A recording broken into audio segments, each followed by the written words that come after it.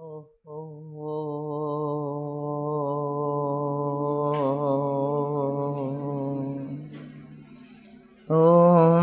Sahana Bhavatu Sahana Bhunaktu Sahaviryam Karavavahi Tejasvinavadhitamastu ma vidvishavahai.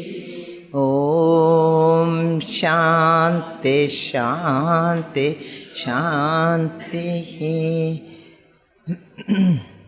Yasya prasadadahameva Vishnu mayyeva sarvam parikalpidam cha itham vijanami sadatmarupam tasyang kripatmam pranatosmi nityam. Shri Gurubhyo. Now we continue the narration, as it were, of Atman. Narration of Atman. Okay. Nivartasya pravartasya nischala. That is what we finished. Tada sthidihi vishayasahi buddhanam tat samyam ajam advayam. I've seen all that and read. It is all very clear. Gurudeva has written very, very nice commentary for that. The self-realization is the unveiling ceremony of the Atman. That's what Gurudeva. What is self-realization? That which is covered now by our avaranas which we have put on it, now remove it one by one. Like, what is his name? Vallalar, one great saint was there in Tamil Nadu. You know, he never took sannyas and all. He was always in white dress, a very simple man.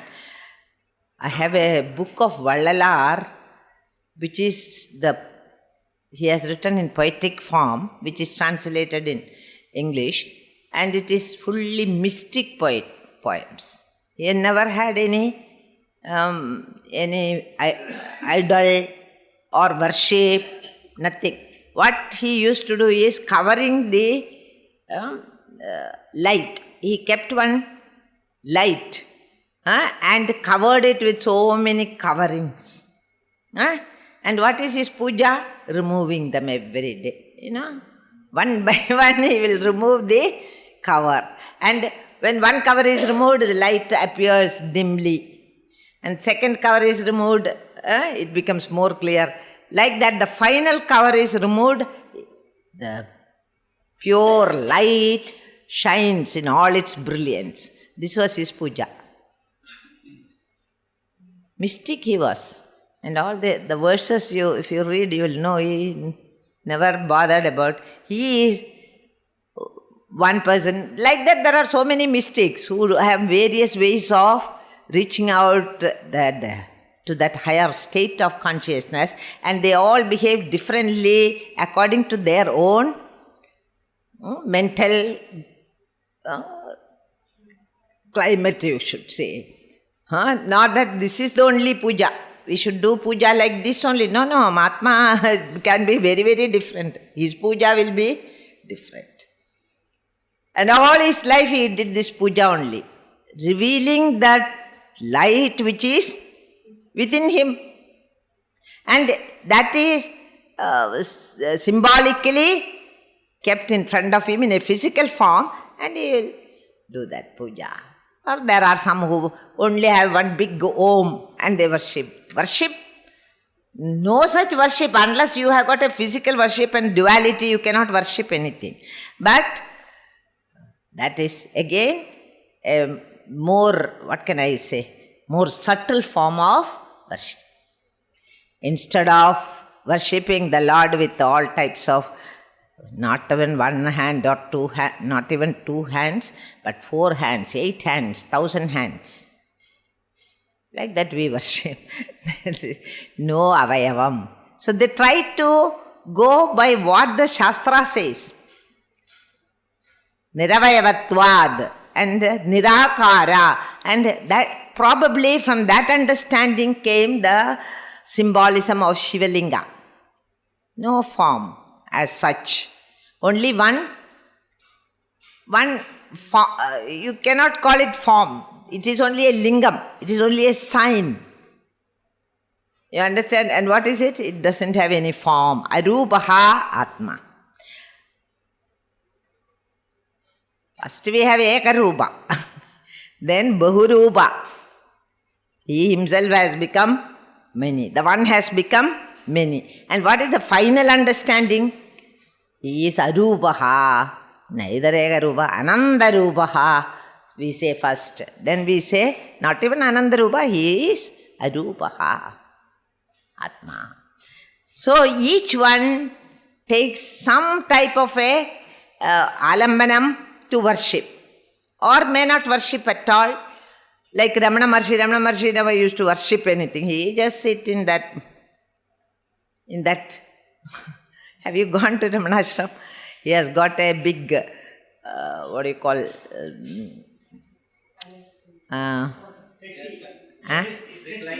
reclining sofa. One type of a reclining seat, in which he will lie down like this. And if you look at his picture very closely, you will think that he is not in that body at all. So indifferently he is lying. And that is all. His worship is Tatra Dridaiva Nishta. There he is in Drida Nishta, Atma Nishta, Jnana Nishta. Such words are used. He is a Mahatma. So, we don't know, and we cannot find fault with any Mahatma because it is their wish. Whatever they want to do, they will do. And nobody can question them. They have gone beyond all dharmas, all do's and don'ts. Oh, that is a dangerous situation. Suppose they do some very bad things. That is where you are mistaken. Why? They cannot do wrong. They who have realized can never do. Whatever they do becomes a blessing for the whole society. And even if they appear to be doing something which you do not approve of, in the end you will see that is for the good of many. This way you have to understand the Jivan Mukta. And here he says, Sukhamad Avriyade Nityam. And the Upanishad also says, the Ascharyo Vakta Kushalo Salabdha. The one who is talking about this Brahman, he is a Ascharya. Ascharya means he is a wonder. And the student who is Kushalaha. Kushalaha means he who has become well versed in the Shastra. He is a good student, let us say. Kushalaha, Kushalosya Labdaha. One who gains it, one who talks about it is Ascharyam. So also is one who had attained that state, that Brahmi state. And yet with all this, it is a wonder that we do not see it so near to us. So much, the very essence in us, but we are not able to apprehend it in ourselves. So, somewhere it is why we are not apprehending that which is so close to us, that which is the very essence in us, that which is the very center of my personality. How is it that I miss it always? I am very much aware of my body, mind, intellect and all these chitta drishyas, but I am not aware of awareness itself. Is what people question all the time. So here the teacher answers this. Sri Shankara starts his commentary upon this stanza with a very apt introduction in the form of a question, and he concludes that the stanza is Gaudapadas' answer to that question. How is it that the people at large do not realize Atman? And the reason given by the glossary is that it is because of the mind's endless preoccupations with its own myriad perceptions. That is the reason why we do not. That covers. My perception covers, is it not? I myself can cover the sun if I want. Just hold your hand like this, on your eyes, like this. Now can I see the sun? No. Even by only these 2 fingers are required to cover the sun itself. And we are covering the Atman by these wrong perceptions, this spandana, Maya spandanam in us. Is a perception of the mind, is a disturbance in the mental zone, and there is no moment in the waking state or in the dream state that we do not see. It's a constant. And in the deep sleep state, we know waking state and dream state, we all have so many perceptions. But what about deep sleep state? At least then are we free of vrittis.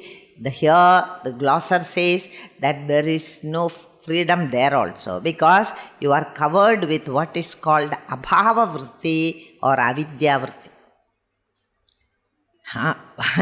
Don't think there is a rudimentary mind. Many teachers think like that.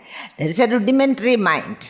Even when the mind is in layam, there is a rudimentary mind which is constantly aware, I am ignorant.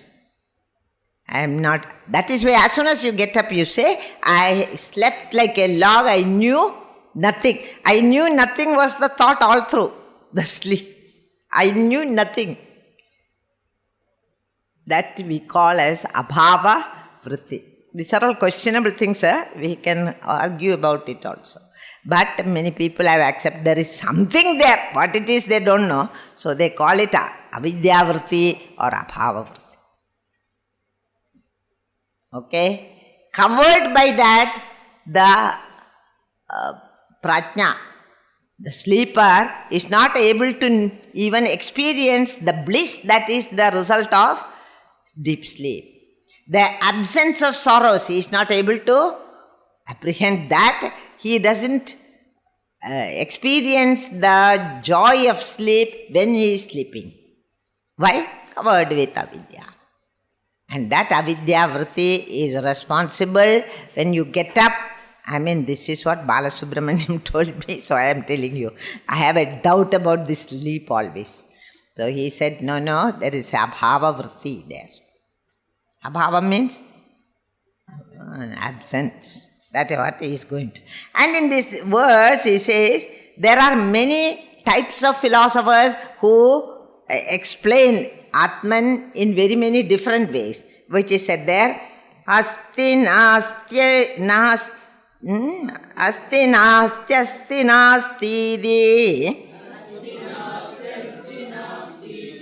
Nasti nasti diva punaha Chalastiro bhaya bhavaihi Avrunotyesha balishaha.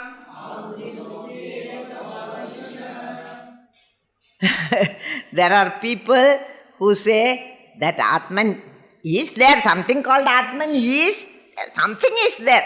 And we say Atman is. Who are they? The Vaisheshikas.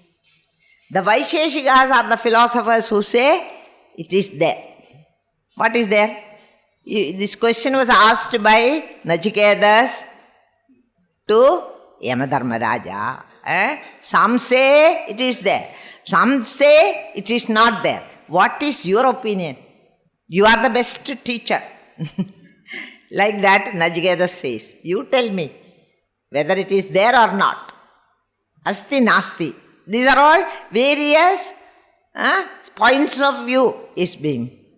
Which in Sanskrit they say is the Chadushkodi. Chadushkodi means the 4 points of view of the various types of philosophers. And he says, these Vaisheshikas, they say, Asti. Asti means what? As an object. They are not talking about the permanent eternal factor which is Brahman, but they are saying it is there. You can see, so many things. They give reality to the world of objects. And they say Atman is there, we can see so many types of objects and emotions and feelings and people and whatnot. So it is there. And where is it? It's in everybody's bosom. This much we can see, they say. So, I understand there is Atman, Asti. As an object, Atman is, says the Vaisheshikas, separate. Here I have written, separate from the world. Separate from the world means we cannot see, but it is there. This is their stand. They are not saying about an eternal Atman or anything. But Atman, some such idea is that. That is one thing about all philosophers. They all believe in the existence of Atman. But their idea of Atman is very different. So, Asti, Gurudev writes here, childish persons veil truth by predicating on it such attributes as existence. Atma is separate from, as an object it exists. When they say it is there, Vaisheshikas mean that it is an object of my knowledge. It can be Vedantin, just deny that. Atman is not an object, but it is the very subject. But what the Vaisheshikas say is not that it is you, but it is all the drishya vastus, drishyam. How do you know there is Brahman? See the beautiful world, see all this creation, then I know there is Brahman. Like that they will say. Nas astiri. So the dialectical quadruped it is called, is the four possible methods of intellectually analyzing the problem in hand and trying to understand the theme under the discussion. Here Sri Gaudapada his attempt is only to bring within the framework of one single stanza the main contention of the different schools of philosophy, and in India, each of which in its turn insist upon superimposing certain definite qualities upon the self. So, the Vaisheshikas claim that there is the Atman which is distinct and separate from the body, sense organs, prana, etc. In other words, it is not the physical things that I see which is the Atman, but something more subtle, which is what makes this body function, what makes this mind think, what makes this body perceive. So that which is, it's only a tadastha lakshana, that which is the reason for this whole world play is Atman. In other words, they think that is still here only. You understood that? In a subtle form. In a subtle form. You have to make a differentiation very correctly, that's why I read to you, which is distinct and separate from what is perceivable by our sense organs. Which is not this, but the sense organs are functioning because of something. The subtle body or the Sukshma Shariram is Atman to them. Okay, what is the Sukshma Shariram? The mind and intellect. And that is the Atman. And because it is there, everything is functioning. Like that they say, body, sense organs, prana, etc. And who is the knower and the enjoyer of the misery and happiness? That will become ego. Who is the knower and enjoyer? Aham karta, aham bhokta, is the ego. In other words, they are trying to say ego is the real Atma. Because for whom is this all this joys and sorrows and bandha and moksha? It is for the ego. The subtle body, in other words, is the Atman.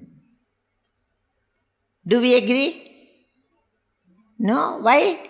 Because subtle body is also it is matter.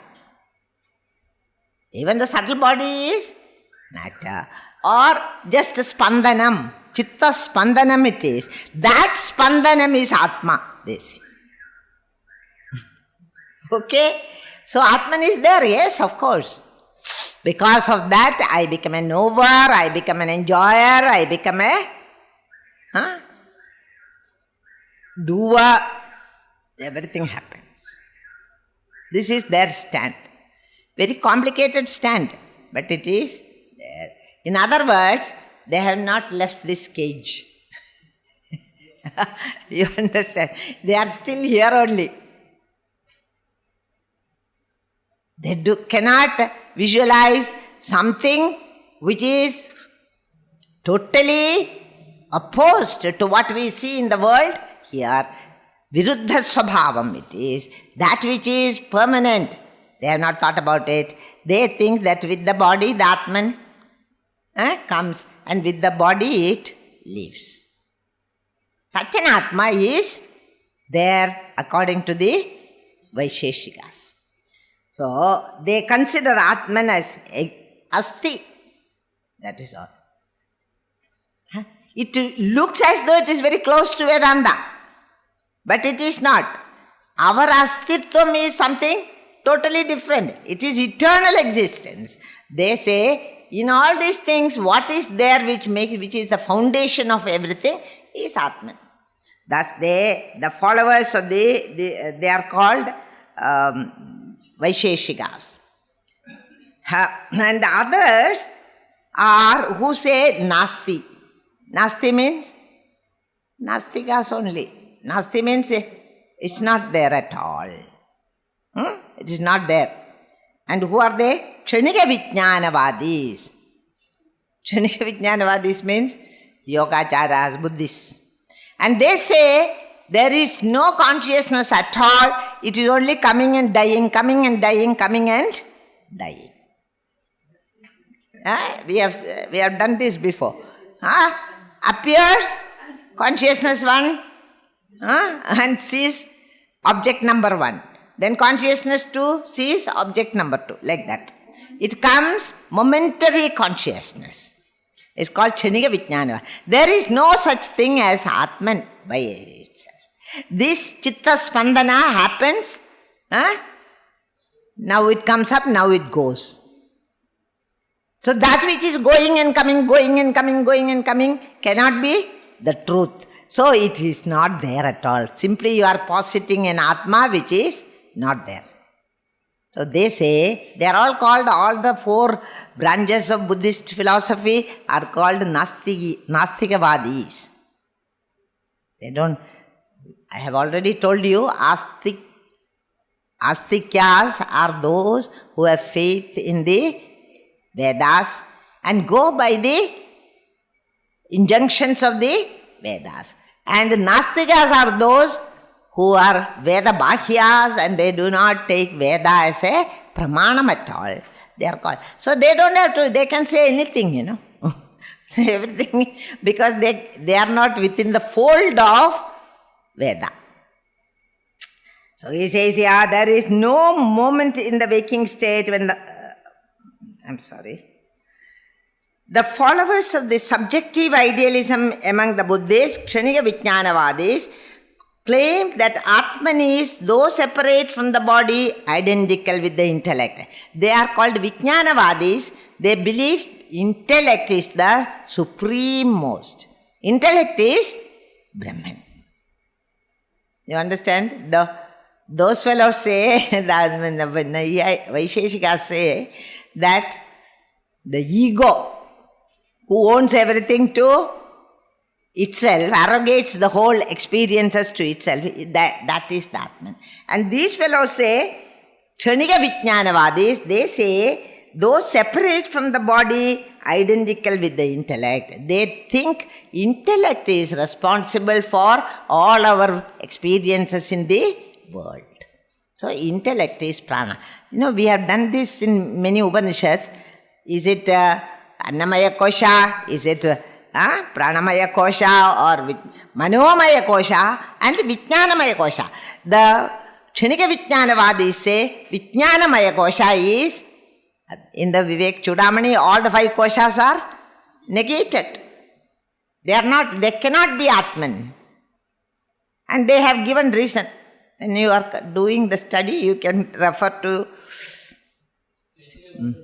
Taittiriya Upanishad.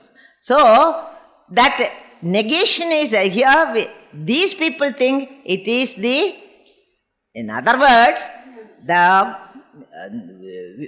Vaisheshikas think it is the mental spandanam. Mind is the manomaya kosham is. But the Vijnanavadis say, Vijnanam, that is the Vijnanamaya kosham is the Atman. According to them, each thought we have as it rises in the mind gets thus illumined by the Atman, and in between 2 successive thoughts there is nothing for the Atman to be aware of, and therefore there is no awareness at all. So, in awareness there are Akhanda Bodham is Atman, according to the Shruti. Now we are saying in that Bodham there is gaps. What is Shanika Vijnanavadam is one of the most balish, most childish philosophy. In that Akhanda Bodham, they are finding some gaps where there is nothing. Where there is, what is that gap only we are calling Atman, and they are saying that gap there is nothing. It leads to Shunyavadam. Okay?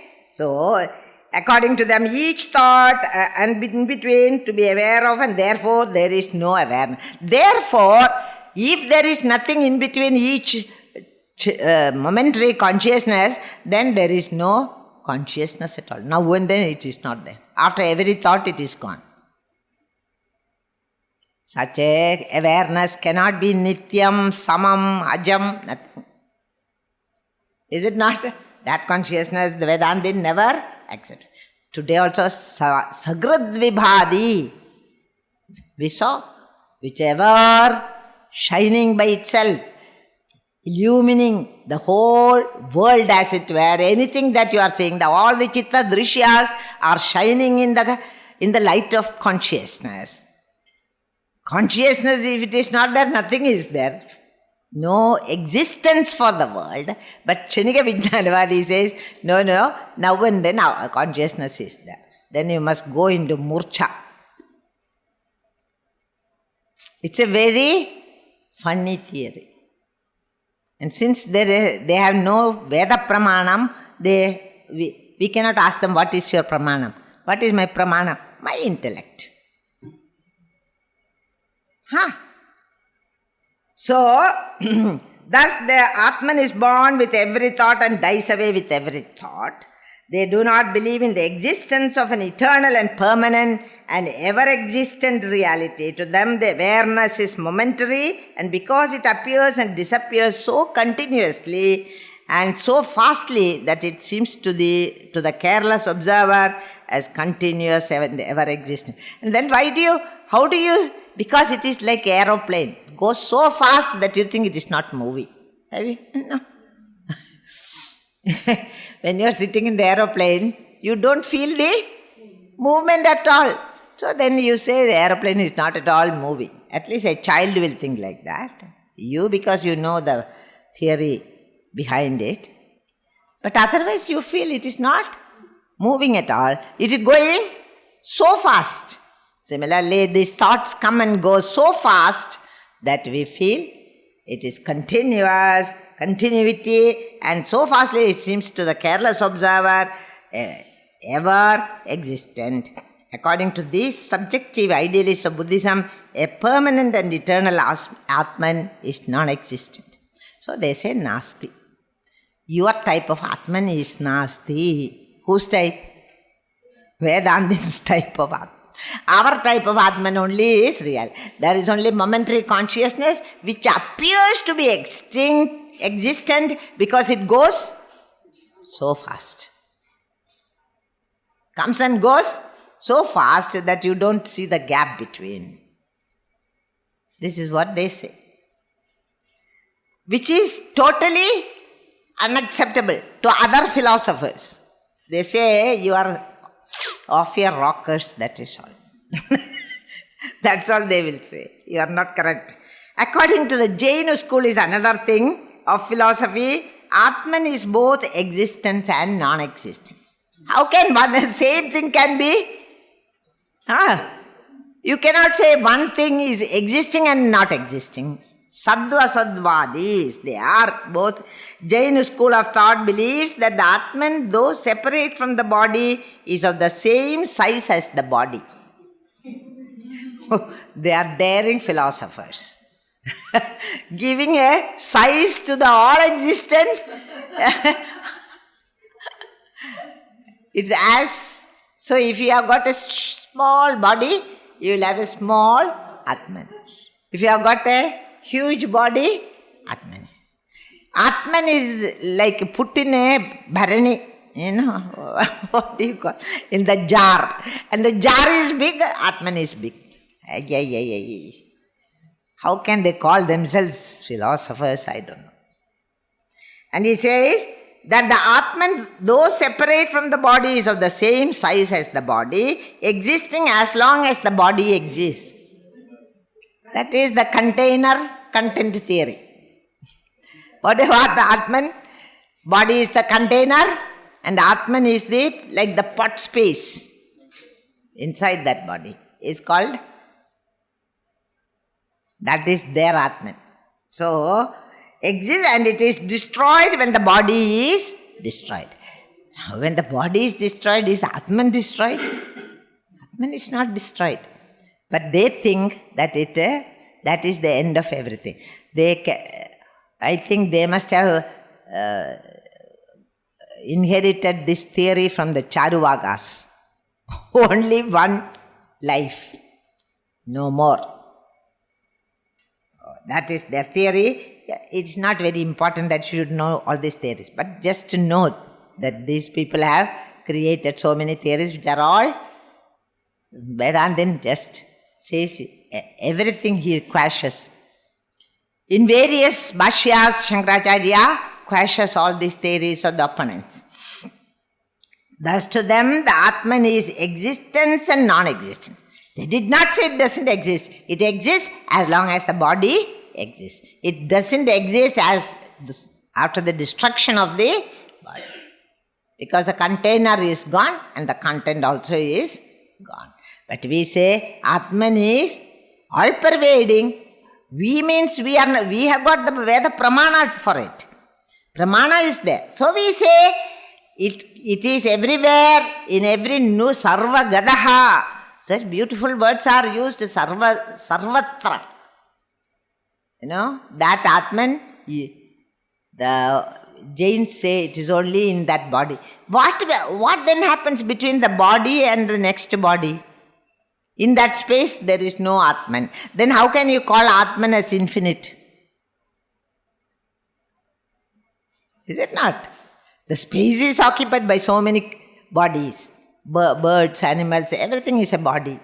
And in between, nothing. Whereas Vedanta says, everywhere in between also, that Atman alone is there. In fact, that is why I have always told you, when we first start the study of Vedanta, we tell the students, the Atman is inside you. The Atman is, Atmanatma Vivekam, when we start, we say Atman is, you feel very happy because I always thought it is inside only. And I am very special. Thank you for telling me. Like that we think. And before you settle down in your seat, the teacher has gone ahead with his or her teaching, and she says, but Atman is all-pervading. So then, where are you? Where is Atman now? Atman is not inside. You are in the Atman. Because the Atman is all-pervading means where are you? You are floating in the Atman. Okay, now where are you? In the Atman only. Where are you sitting? In the Atman. Inside you, Andar Jodi, Bahir Jodi. Outside also is Atman. And Atman is the Adhishtanam in which all these creatures are just moving around. So, Oh, so now Atman is, what can I say, displaced from the inside to the outside. And you say, now I am in the Atman. And afterwards the teacher comes to Mandukya. Then what does the book say? Atman is neither inside nor, that word is used also, neither outside nor inside. Then where is it? You cannot say it is outside or inside.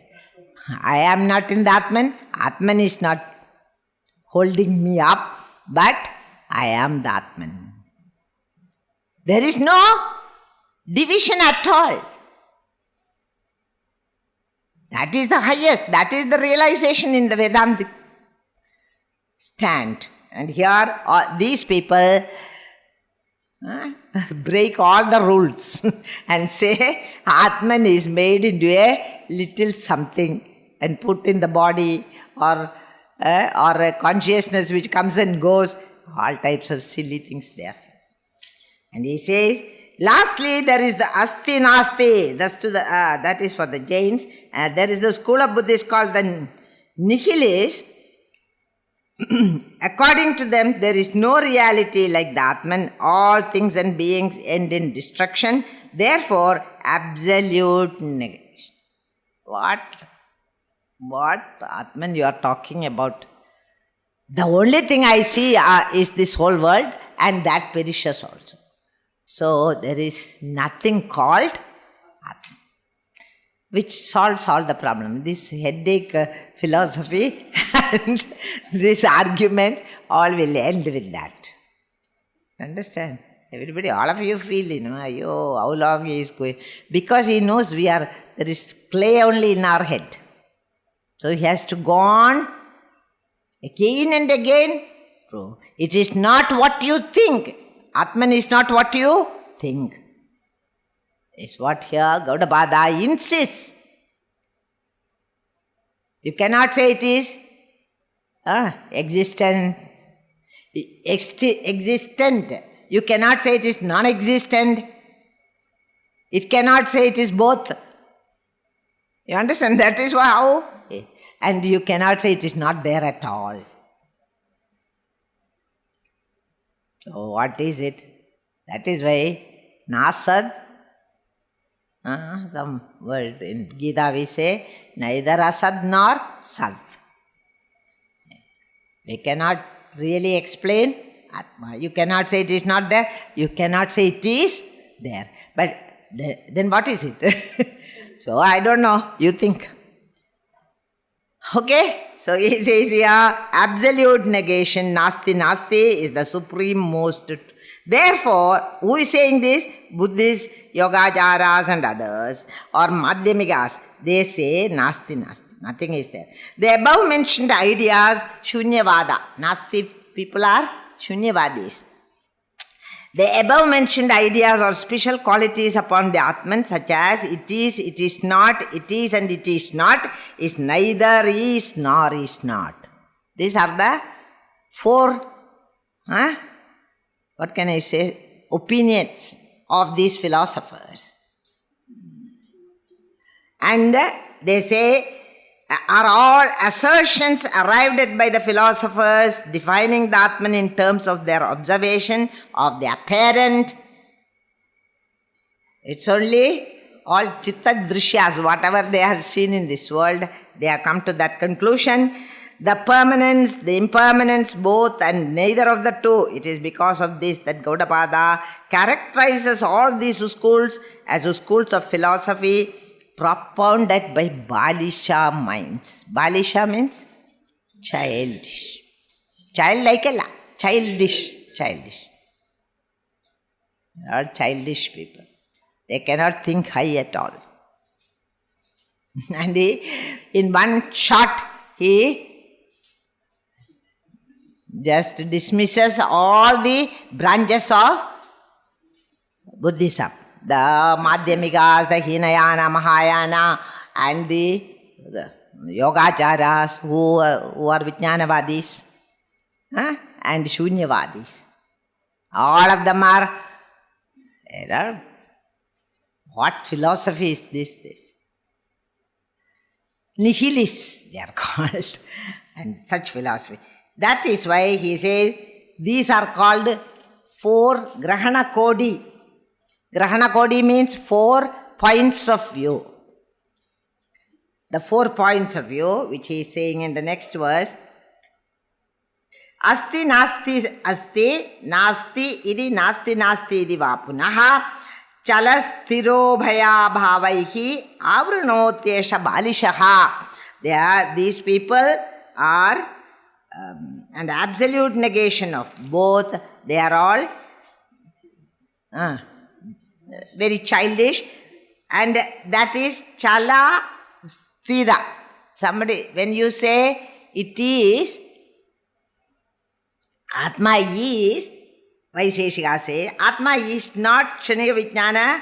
Vadis say identical with the intellect. Kshanika Vijnana Vadis think that Vijnanam or the intellect is the Atman. Atman is and is not. Digambara Jains, Sadasadvadis. They are, it exists not. That type of people. You understand? They are called Jains. And Atma is not at all there. She is the Nasti. Twice Nasti. Because they are denying the very existence of Atma. At least the Vaisheshika say Atma is there. But these people say Nasti. So, all as eternal, permanent. Jains believe Atman is there as long as the body, etc. So, these are their notions of chalam. Chalam means moving. Sthiram means sthiram, immovable. And nasti, because how do you know it is nasti? Because it doesn't move at all. If at all it is there, I don't see any movement in it.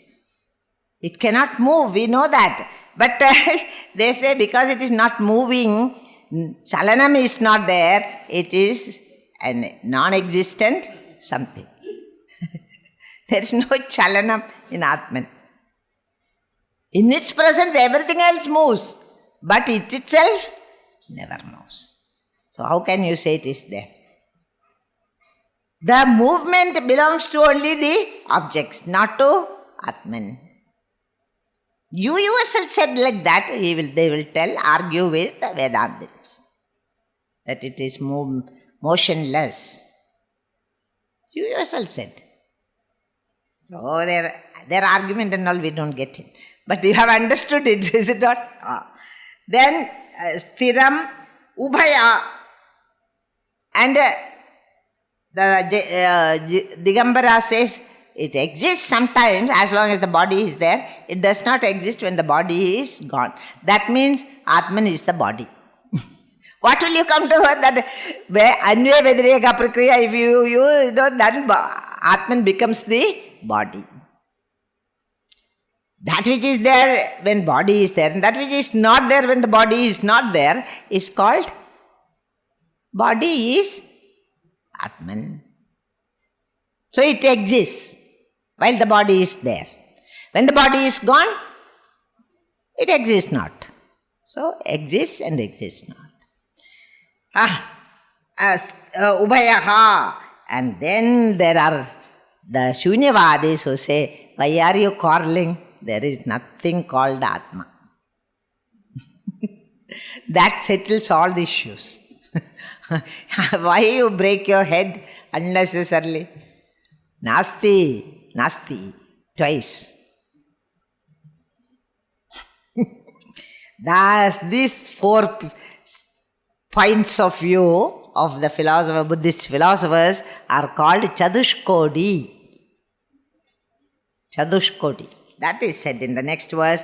Kodeyas chadasra edastu grahai yasam sadavrudaha.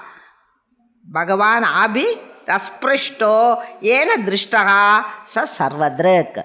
The one who sees that Paramatma which is never touched by these points of view, the point is never touched.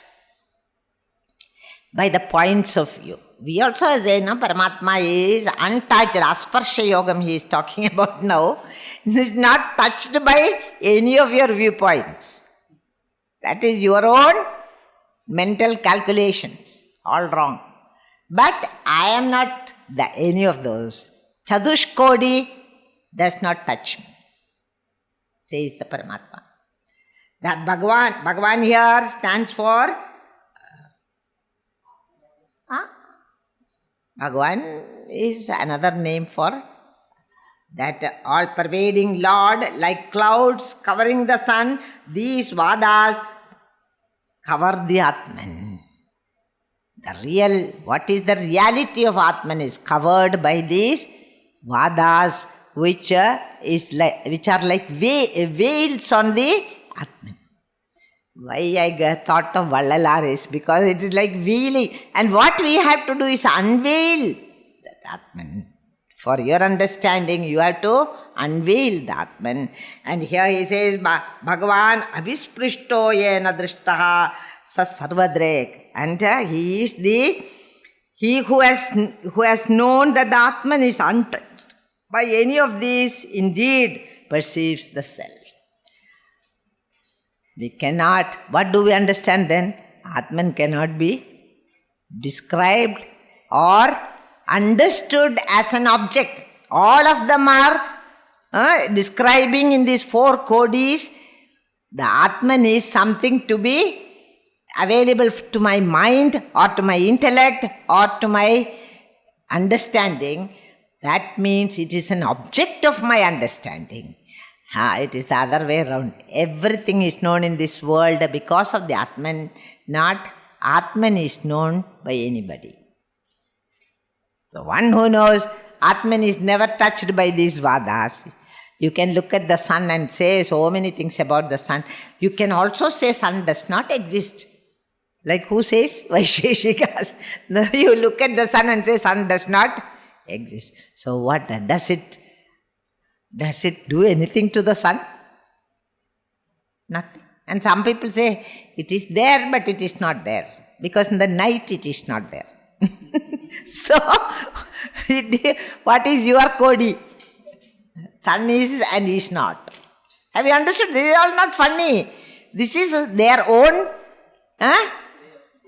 their perceptions that they are saying.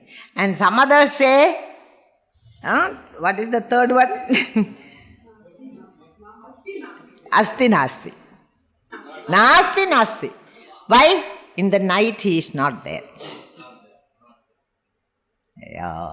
Is the sun affected by it or is he destroyed by these kodis? No. Next day morning, as usual, the sun will be seen. And it will bring light and heat to the world and as usual. So whether you deny the sun cannot go away, nor can it stop illumining this world. So also you may deny Naham Brahma Nirakurya. Where in the Veda mantras, Apyayantu Mamangani Vakprana Chakshu Shrotra Balam Indriyani Cha Sarvani. So can we say that it is touched by any of these Vadas? Can the sun be touched by any Vada? You are there, you are not there. Okay? Do please yourself, it will say. I am myself. That argument is what he says here. Sri Gaudapada is advising seeker to rise above all these preliminary definitions of the Atman and through practice and self-discovery and the study of the scriptures, naturally rise above them all and realize the absolute self in all its native purity. Don't go away by anybody's opinion. You seek Atmanyeva Atmana Tushtaha and understand the truth in yourself, which is the source of all joy, which is the source of all love, which is the source of everything divine in you, even undivine. So that Atman, above them all, and realize the absolute self as that which is the substratum for all perceptions of the senses, the mind or the intellect. These people are talking from the level of the senses, mind and intellect. Their perception through the prisms called the mind, intellect, equipment, and they are basing on that perceptions, they come to their own conclusions. But we have already seen Jatya Bhasam, everything is Abhasam. Your perceptions are also Abhasam. So we cannot accept their theories. In the deep silence within, perceiving the very silence of the mind. When you go even deeper than the mind in meditation, when I sit, I try to control the mind. No suppression of the mind. But I just watch the mind without reacting to the mind in any way. And then the mind becomes quieter and quieter. Why? Because nobody is answering it. Nobody is petting it. Then what will the mind do? A child who is crying, and if you don't pet it and say, oh, my poor baby, then crying will become more and more, is it not? Suppose you don't, cough. If you say, immediately the crying will stop. So the more you pet, pamper, the child will cry more. The more you pamper your mind, it will go on whimpering. I say, I am not. You watch the mind in the deep silence within, perceiving the very silence of the mind. And when the mind has become thought-free, Amani Bhavam has been achieved by great effort on your part, and then the mind is silent. And there is a peace there, an excessive peace. Not the peace that you know in the world. That is only pieces of peace. Sometimes a little piece we get. Is it not? That's only a piece of a piece. But this is all peace. In that peace stands in very silence of the mind, stands the silent self in capital letters in all its absolute glory, founded upon its own omnipotence. So, know the self and know thyself. Gurudev writes here, telling us, know this self. Don't go by the hundreds of philosophies which I have never understood. They are all people who give reality to the world. Their philosophy is also only because of their perceptions. And that is not correct. And you attain that higher state of consciousness in which the glory of that Atman is who is he? Sarvajnaha. He is all-knowing. Any of the perceives has known that the Atman is untouched by any rules or any points of view. You are all walking on a mountain, to that peak of the mountain. And that is another path, this is another path, this is another path, this is Kodi, all Kodis. But what you have to attain? That peak.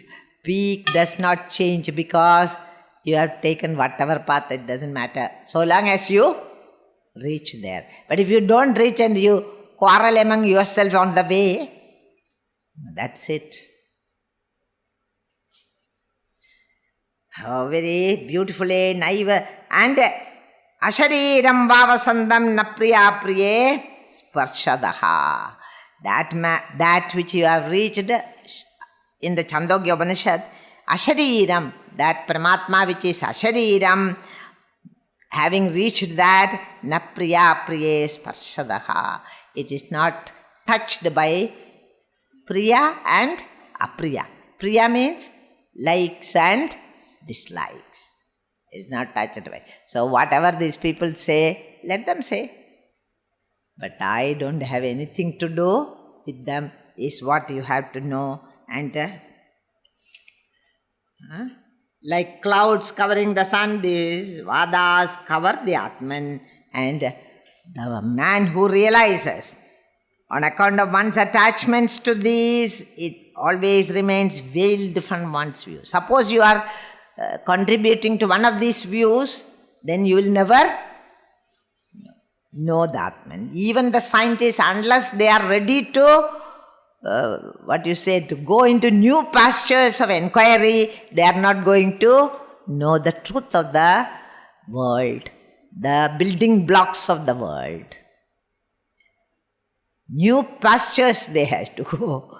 Don't get attracted to the views of some philosophers, which will be and particularly in the field of science, in 20 years that will change. Is it not? Even now Einstein's theory is being dumped. Though Einstein is the one who put them on the right thinking, because he took observer into consideration, not only the observed. But now they say Einstein has not gone very far, we will go further and go. That lately they broke that neutron. Among the three, among the Brahma, Vishnu, Shiva. Inside the atom there are three. What is it? Brahma, Vishnu, Shiva. And we call it Brahma, Vishnu. The three: neutron, electron, proton. And what are they doing? They are moving in such a speed, which produces energy which can destroy the whole world. Some 4, 5, 6 atom bombs, he will do the trick. They destroy the whole world because that vibration in that little atom. When you think about that, we don't know what is that power which we call Atman. It's unbelievable power, packed in the smallest thing. And when they broke the neutron, still they were not able to go further because we don't know what is inside the neutron. Anyway, they did not get any new knowledge. Okay? Someday they will come out with some theory. We are thinking, but the Vedantin says they will never find out because their search is external. That which they are seeking is internal. So they will not find out. There is some scientist whose theorems or something they say has to be solved to know the truth of the world. Even a man like Stephen Hawking, you know what an atheist he is actually. And he's a great scientist. But even he says, there is something which misses my understanding. There is something in all he has given in the history of time, history of the world. Some book he has written, history of the world, history of time, I don't know, I don't remember. But anyway, in that book he says, there must be a principle of God principle there, or something which is unknown to us. Can you imagine? That is where we stand at this moment. So, these Vadas are all nothing compared to what the science has advanced to so much. And even the scientists can't prove the mystery of the world. Someday they will. Someday they will. If they start searching inside like our rishis, then they will solve. Otherwise, no. And there he says in the next verse, 85th verse we can take. Prapya sarvajnadam krishnam Brahmanyam padamadvayam anapannadi madhyantam kimata paramihade. So when he prapya, having attained sarvajnadam, all know the omnipotence, omniscience. Sarvajnada means omniscience. Krishnam, Brahmanyam padamavyayam. Brahmanyam, Brahmi state. That state of Brahman. Brahmanyam padam means that state of Brahman having attained. Not a Brahmana is not one who is born in a Brahmin family. No, he is not the Brahmana according to Vedanta. Who is a Brahmana? Brahmana is who has reached this state. He is a Brahmana. Brahmaiva charadi idi Brahmana. Not the born one. Then that will, again, arguments can be hundreds. A doctor, two doctors, their son should be a doctor if you say, how can you say? He is not a doctor unless he studies medicine. Is it not? He will be a Brahmana, two Brahmin couple. A Brahmin couple does not give birth to a Jayade Shudraha. He is born as a Shudra only. What makes him that Brahmi state is the refinement that he gains by the study, by satsangs, by so many things, by Brahma Vicharam, and he starts walking the path of Brahman, then he has become a Brahmana. Considering that there are very few Brahmanas. You understand? That everybody is either a Vipra or a Dvija. Dvija, Vipra, Brahmana. Vipra means one who knows the Shastras, and Brahmana means one who lives the Shastra.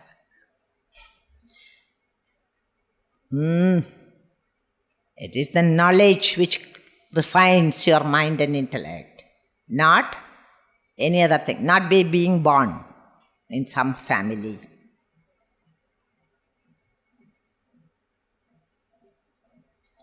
A Shudra can also become a Brahmana by the same method, by study, by refining his mind and intellect, by having a desire to know the truth. He also can become a Brahmana. No, but he doesn't have punul. He doesn't have one punul, so he is not a Brahmana. What foolish thing.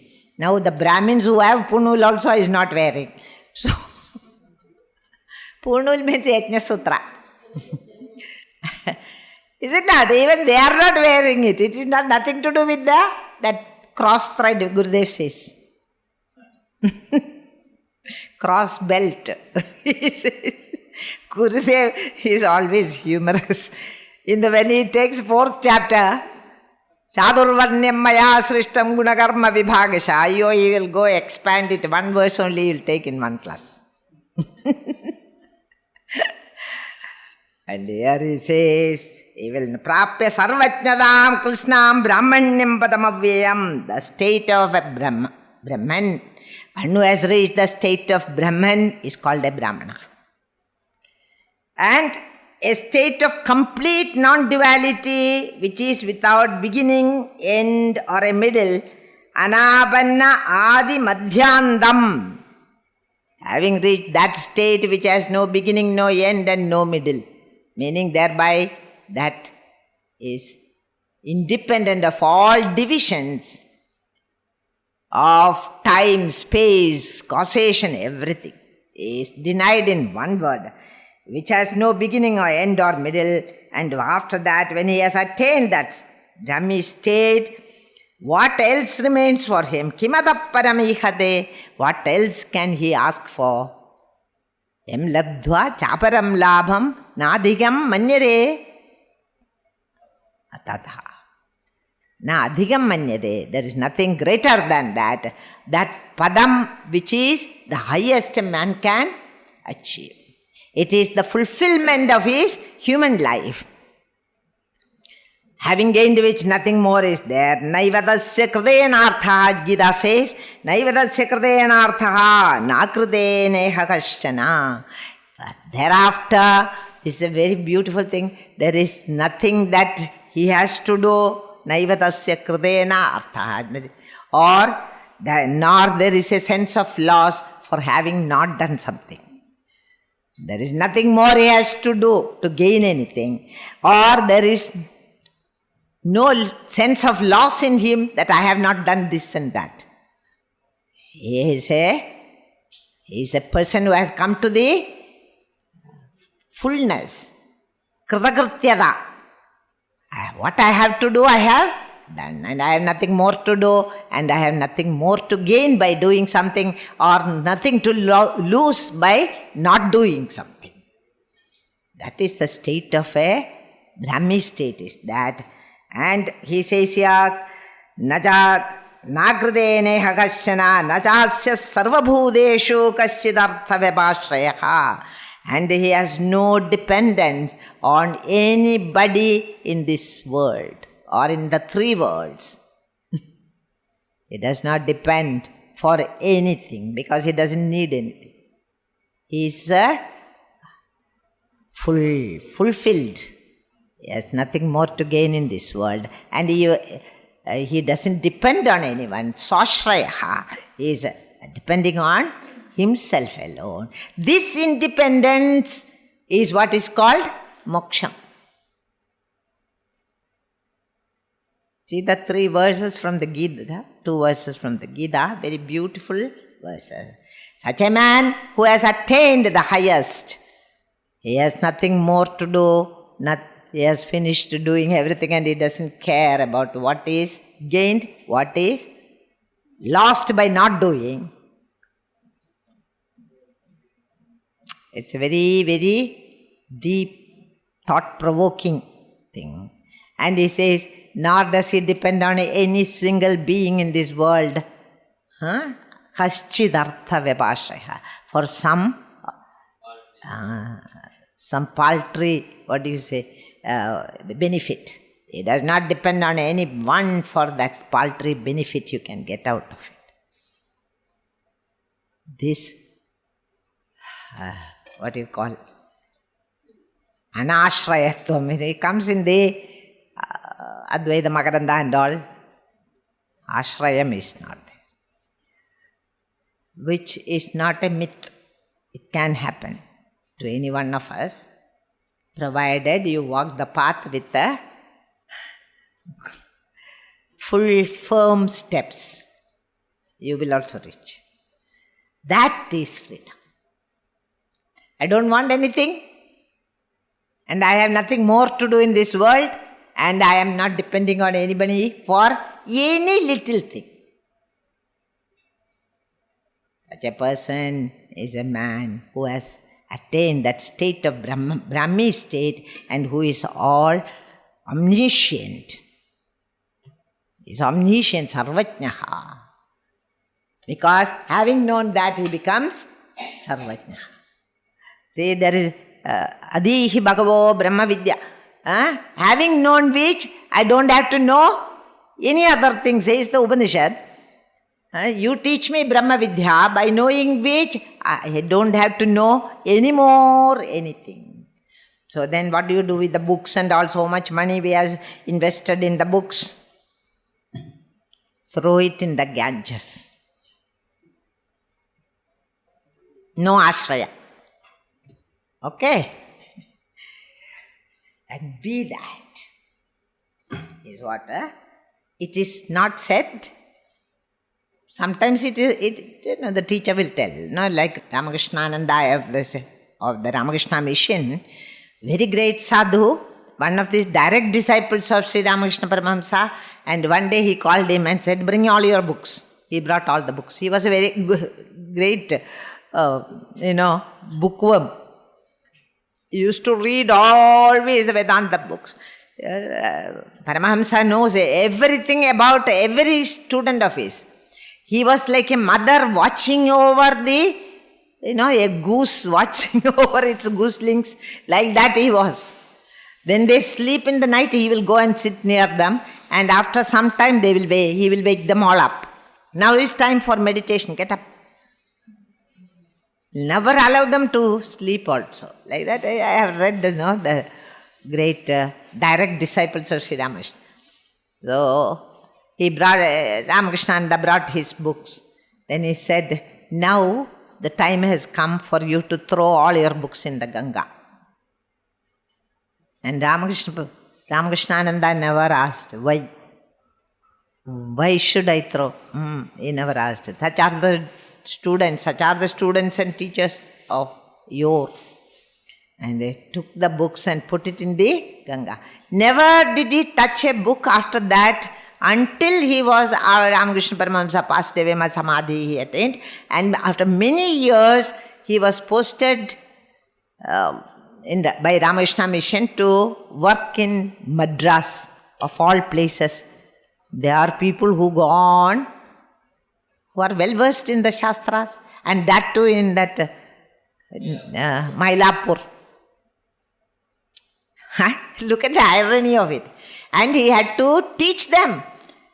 He is now the Madhatipati of there. He has to teach them. It is then that he went back to the books only for teach. It's a very nice story. Okay. And he was the architect of the Madras Ramakrishna Mission, which is very famous even today. Om Purnamada Purnamidam Purnat Purnamudachyade Purnasya Purnamadaya Purnameva Vashishyate. Om Shanti Shanti Shanti. Shri Gurubhyo Namaha.